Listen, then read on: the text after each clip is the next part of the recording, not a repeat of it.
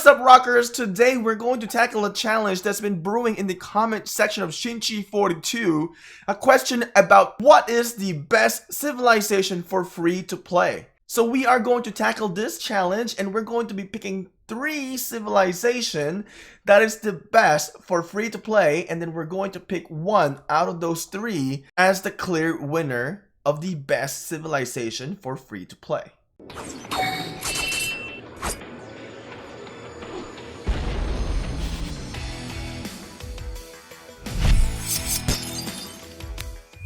So we have 11 civilizations as of today. Which of these civilizations will qualify to be a good free-to-play civilization? Now, we are going to be deciding the clear winner with the category of just a simple one sentence in here. A civilization buff that can continuously benefit a free-to-play player from the start of the game to the middle of the game and up to the end of the game. The reasoning for this is because we don't want you as a free-to-play player to keep on changing your civilization. You're a free-to-play player, meaning you're not really going to spend money, right? Or maybe you will be spending very little if you do get it, or you can obtain your civilization change from the Alliance shop.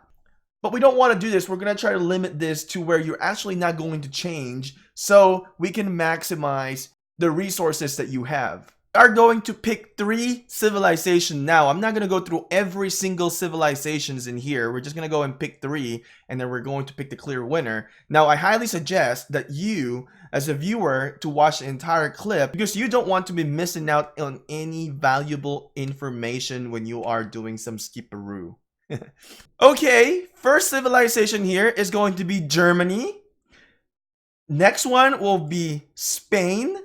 And the third one would be Japan. Now you're wondering, why did I not pick China? Well, I do love China and I do like the buff of China, but I don't think this is going to be the best for free to play, because if you're thinking about it, the action point recovery here is about 5%, but if you're looking at Germany, the action point recovery is 10%, so Germany is definitely going to trump China's buff, so we're going to have to pick Germany for that. I mean, that's a really big thing that sets China apart from everybody.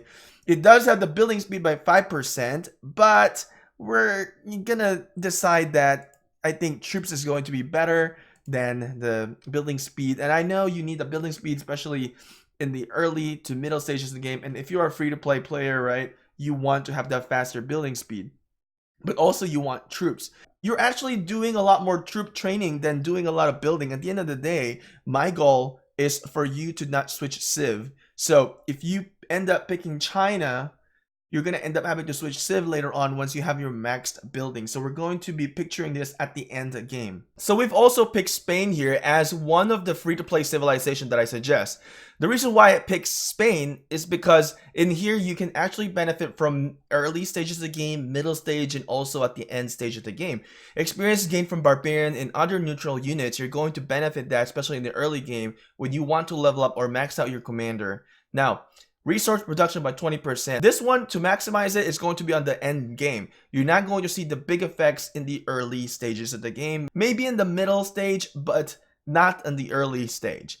You're also going to get some cavalry defense plus 5%, and also your special unit is going to be a cav unit.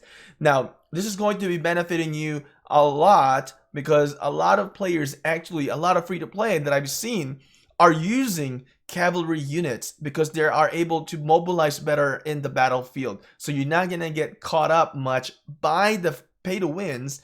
So you can mobilize if you start investing on Belisarius. A lot of free-to-play have been doing this currently. Now, we've also mentioned Japan.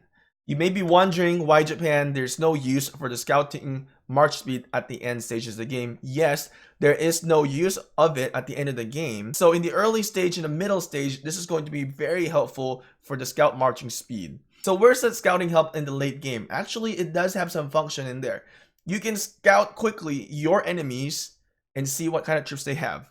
Maybe sounding silly, but maybe we can just disregard the scout marching speed. What really made me pick Japan is not the scout marching speed. is to increase troop by 3%. It's going to increase every single troop of a free-to-play player, meaning your infantry, your cavalry, your archers, your siege, they're all going to increase their attack by 3%. Why is this important? Because as a free-to-play player, you're not going to have just one single troop at the end of the day, right? You're going to have multiple troops. You're not going to be like the pay-to-win. If I'm going to put this in example, like a specific unit, you're going to end up falling back into mixed troops. Once you run out of those specific units, let's say you are building for infantry, you're going to run out of those eventually when you are in a war. You're going to go to your hospital. You're not going to, some of them are going to be defeated. They're going to die. They're going to, you're not going to have them anymore. Then you're going to fall back into mixed troop. Now, I want you, free-to-play players to, or moderate spender to, kind of relate this to me.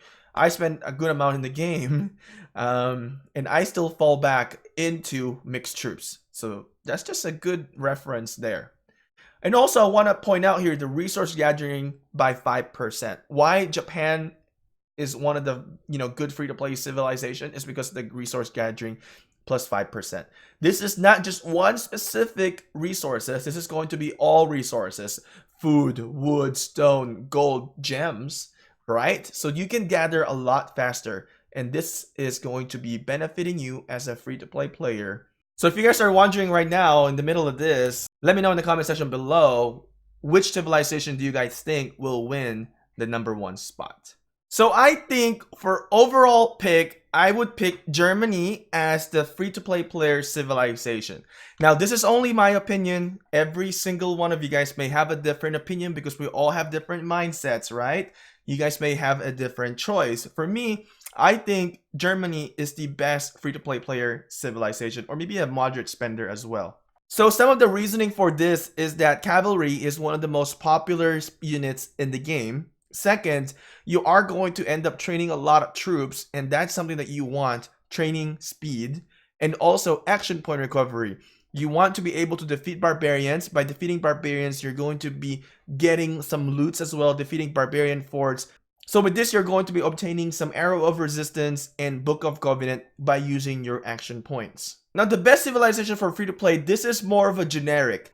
Now, I want you to challenge yourself as well, which type of specific units you are going to be building into, because this also has to factor in with your decision.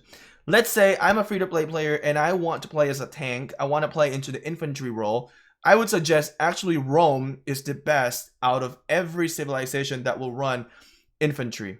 In my opinion, I think Rome, having that marching speed and defense, is going to be a game changer. Now, if you are going for cavs, I would actually suggest Germany. And then if you are going for archers, a little bit of tricky here because you can pick Britain, which is great. You have the troop training speed and also archer attack plus 5%. But for my opinion, I think it is going to be the Ottoman. I think it's going to be the Ottoman because you're getting archer buff in here and also troop moving speed. And as you play the game, you will realize how important the troop marching speed is. And also with archers, most of the archer commanders are heavy nukers, and you want to have this active skill damage plus 5%. Personally, I am currently in Britain right now. What I'm going to be doing after I train the troops that I need for the game, I will be switching into the Ottoman when I'm going to be playing a little bit more relaxed. I'm not going to switch out anymore, and I'm going to stay with the Ottoman civilization until there is a new civilizations that come up. Maybe we will change in the future. But for now, my mindset is going for Ottoman civilization. Now, I hope this video was helpful and able to guide you to success. A few things I want to mention here. Ottoman, definitely a good civilization if you are looking into more of a PvP battle. Arabia, another great civilization here. This is more catered towards the pay-to-wins because they are going to be the ones that are doing some rallying. So you can see damage dealt by rallied armies going to increase by 5%. So those are some of the things that you need to consider. For Korea, a great civilization as well. You have the research speed by 3% increase, good for late game if you're going to switch. Also increasing the hospital capacity similar to Byzantium, which we are going to talk about right now. And Byzantium hospital capacity, if you're really so active into war, you may want to consider having a high capacity. 15%, it's a lot, especially if you are in KVK. So at the end of the day, it all depends on your playing style. We are just here to guide you so that you can select what is best for you, but you still have to make that decision. You, at the end of the day, will have to make the strategic decision for your game. Anyway, hopefully you guys enjoy it. And if you are new to this channel, don't forget to subscribe and turn that notification on. If you guys enjoy this content, if you find this helpful, hit that thumbs up, and I will see you again, rockers.